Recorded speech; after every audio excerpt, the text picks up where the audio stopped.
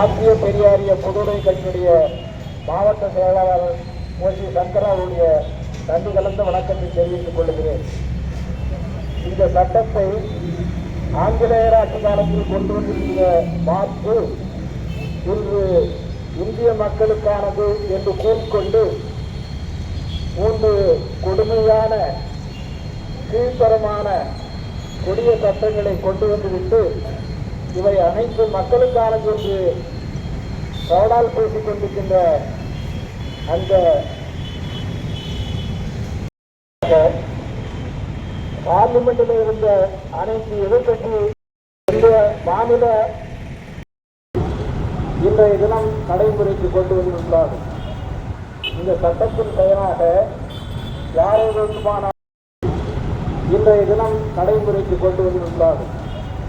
இந்த சட்டத்தின் பெயராக யாரை வேண்டுமானாலும் தடியணி நடத்தியோ சுத்தோ அல்லது எந்த விதமான பயங்கர தடுப்பு நடவடிக்கை வேண்டுமானாலும் தடியணி நடத்தியோ சுத்தோ அல்லது எந்த விதமான பயங்கர தடுப்பு நடவடிக்கையும் கைது செய்யலாம். அப்படி கைது செய்யப்பட்ட குற்றவாளியை கைது செய்யப்பட்ட கைது செய்யலாம்.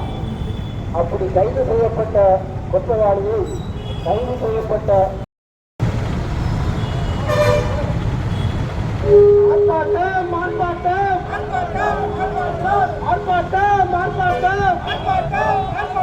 புதிய குற்ற சட்டங்களை திரும்ப பெற வலியுறுத்தி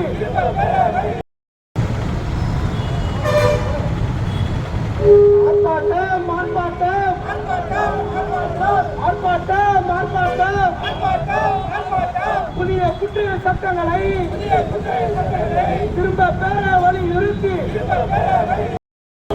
விவசாயிகளுக்கு எதிராக, மாணவர்களுக்கு எதிராக, உழைக்கும் மக்களுக்கு எதிராக, தொழிலாளர்களுக்கு எதிராக போடப்பட்ட சட்டங்களை, புதிய குற்ற சட்டங்களை கூட்டு இயக்கம் சார்பினிலே ஆர்ப்பாட்டம் ஒன்றிய அரசு, மோடி அரசு, ஒன்றிய அரசு, மோடி அரசு திரும்ப பெற புதிய குற்ற சட்டங்களை திரும்ப பெற ஆக இந்த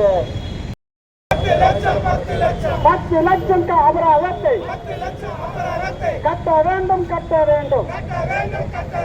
தமிழக கூட வழக்கு போடலாம், கைது செய்யலாம்.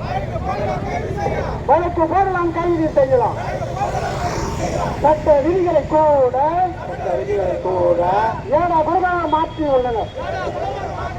ஏடாகூடமாக மாற்றியுள்ளனர். ஆங்கிலத்தில் இருந்த சட்டம் சமஸ்கிருதமாக மாறி போச்சு. சமஸ்கிருத மயம் தாக்குதலை முறியடிக்க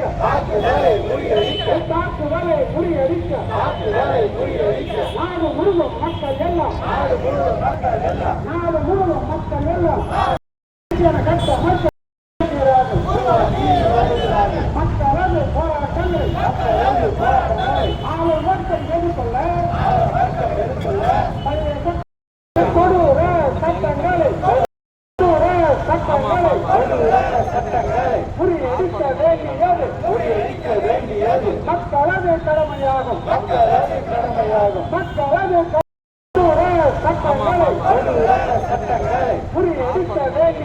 முறியடிக்க வேண்டியது மக்களது கடமையாகும். போராடுவோம்,